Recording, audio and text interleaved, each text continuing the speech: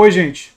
Eu não sei se vocês já tiveram uma conversa assim com um bolsonarista, mas muitas vezes ela acontece da seguinte maneira: você apresenta dados e informações sobre um determinado tema, pode ser, por exemplo, o fato de Bolsonaro ter ignorado os e-mails da Pfizer, pode ser o fato de Bolsonaro ter feito aglomerações sem máscara durante a pandemia. E aí você diz que isso produziu perda de vidas humanas, isso é muito grave e isso condena o governo Bolsonaro de uma forma muito intensa. E aí alguns bolsonaristas podem argumentar que o dinheiro que não chegou por causa da corrupção dos governadores. Outros bolsonaristas podem argumentar que o STF é que não está deixando o Bolsonaro governar. Mas existem alguns bolsonaristas, como vocês podem perceber nesse vídeo aqui, que argumentam que Bolsonaro defende os valores cristãos, que argumentam que Bolsonaro representa a família tradicional, que representa o bem. E isso pode parecer estranho, porque o assunto do vídeo é um vídeo que eu estou fazendo propaganda do meu curso sobre Gramsci. Gramsci foi um autor que eu estudei, inclusive, no meu doutorado, porque tinha uma tese de doutorado que utilizava o referencial gramsciano, que foi muito importante para a minha tese, né? Feita na Universidade Federal, nível 7 da CAPES, né? Que eu descobri nos comentários que dizer que eu tenho mestrado e doutorado numa instituição muito gabaritada irrita bastante os bolsonaristas, né? Eles ficam bastante aborrecidos com isso, mas eles começaram a argumentar todo um discurso cultural, todo um discurso de valores cristãos, todo um discurso de valores familiares, de valores de honestidade e tal, como elemento para defender o bolsonarismo, sendo que nesse vídeo eu não estava nem especialmente atacando o bolsonarismo, eu estava apenas defendendo que se deveria conhecer Gramsci pelos seus próprios textos e se concordar, se discordar dele, mas conhecer o próprio autor. Aliás, é isso que eu proponho no meu curso sobre Gramsci, que eu torço para que vocês divulguem e vocês vejam mais informações no comentário fixado.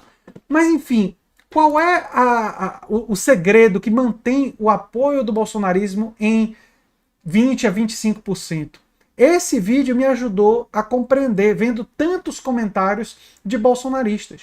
O que mantém o apoio de Bolsonaro em 20 e 25% e que impede que ele sofra o impeachment, porque essa é uma questão política importante, o impeachment ele tem a questão do crime de responsabilidade, mas ele, em geral ele só acontece quando o político cai tanto de popularidade ao ponto de viabilizar que o Congresso faça um processo que tanto é político quanto é criminal. E a dimensão política, portanto, precisa que a popularidade do político caia para menos de 15%.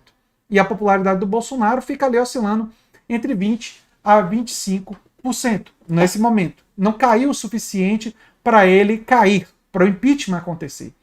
Isso não acontece porque o Olavo de Carvalho, utilizando inclusive Gramsci, e por isso meu curso é tão importante, usando o medo vermelho, falando muito de marxismo cultural, incutiu na cabeça das pessoas um trabalho social que fez com que as pessoas, não todas, obviamente, mas um contingente significativo de pessoas culturalmente conservadoras, criassem uma identidade. E aí não é só o Olavo, é o Olavo de Carvalho, os olavistas, pastores neopentecostais. Foi todo um trabalho social feito para que esse setor mais conservador, mais culturalmente conservador, criasse um mecanismo de identidade. Por isso que é uma política identitária. Sim, muitas vezes o identitarismo é associado a ideias de esquerda, como política de identidade de algumas minorias e tal. Mas aí foi a identidade conservadora, reacionária de determinados grupos cristãos e, enfim, culturalmente conservadores, que projetaram esses valores nos políticos que dizem os representar. É por isso que pouco adianta a gente mostrar que Bolsonaro enriqueceu, e a gente deve continuar fazendo isso, embora não adiante para todo mundo, mas por uma necessidade de aquela coisa, água mole em pedra dura, tanto bate até que fura. A gente não deve deixar de insistir, mas a gente tem que reconhecer que tem uma dificuldade muito grande de funcionar, porque essas pessoas projetaram em Bolsonaro seus valores de honestidade, de retidão moral, que eles acreditam ter.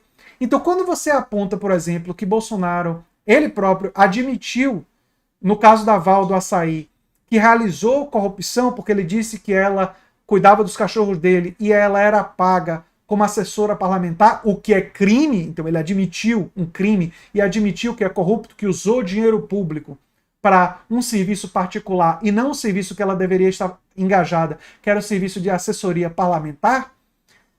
Isso acaba sendo minimizado pelas pessoas, as pessoas acabam não valorizando isso, quando na verdade boa parte do que alçou o Bolsonaro para a eleição foi um discurso anticorrupção, quando ele próprio era um corrupto, é um corrupto assumido. Né?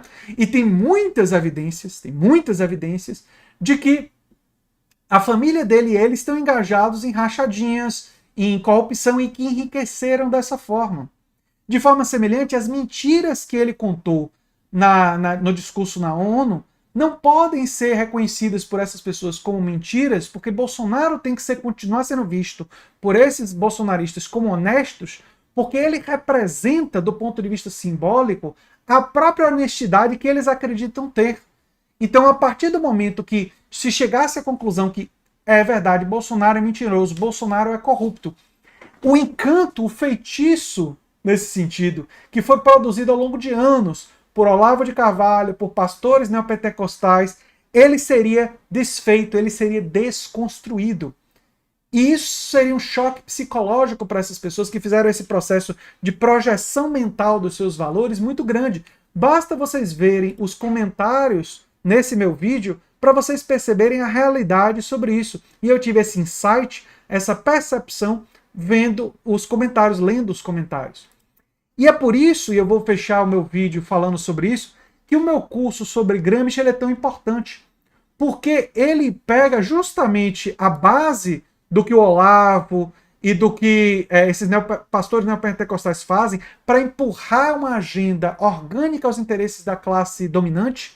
Percebam a reforma da Previdência que foi aprovada, que serve aos interesses da classe dominante e que acabou com a aposentadoria dos mais pobres, que deixam de contribuir em média por 8 anos, teriam que se aposentar com 73 anos, né? Homens aos 65 mais 8 anos, 73, e 73 anos a maioria dos homens pobres nesse país não tem uma expectativa de 73 anos. Então, efetivamente, para muitos brasileiros, essa reforma da Previdenciária acabou com a aposentadoria.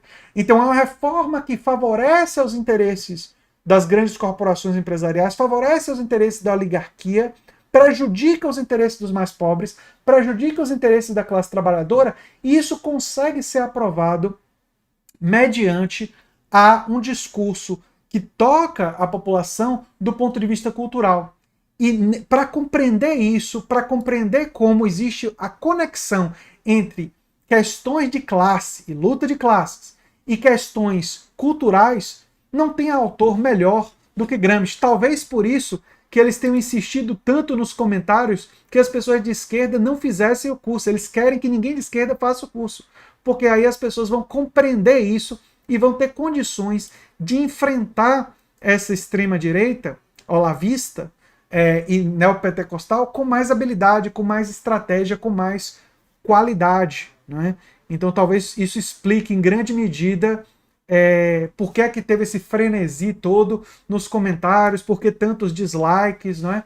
E é provável, eu diria até possível, que nesse vídeo nós tenhamos um fenômeno semelhante, com muitos comentários desse tipo e com muitos dislikes desse tipo, justamente desse grupo incomodado de alguém estar revelando as estratégias, estar revelando como eles operam e estar fornecendo ferramentas para pessoas do campo trabalhista, social-democratas, progressistas, ou seja, das diferentes matrizes do campo de esquerda, ferramentas e estratégias para reagir, para combater isso. Então, eu entendo eles terem feito tantos comentários negativos e terem feito tantos dislikes. Realmente é absolutamente compreensível por parte da direita estar com tanta determinação para que ninguém de esquerda faça esse meu curso. O meu curso está com mais informações no comentário fixado e, como eu disse, eu fiz mestrado e doutorado pesquisando política. Estudei uma tese de doutorado que foi muito importante para mim, que era uma tese de doutorado, é uma tese de doutorado que utiliza o referencial gramsciano, e por isso que eu estou propondo para a gente superar essas visões de teoria da conspiração, essas visões mentirosas e fraudulentas do olavismo cultural e que também são propagadas por alguns pastores neopentecostais. Torço para que vocês divulguem o curso e convençam pessoas a fazer o curso, porque a gente precisa de muita ajuda nessa luta. Eu sou André Teixeira Jacobina, o canal é a Nova Máquina do Tempo, e a gente se vê em breve em outro vídeo. Tchau, tchau, gente.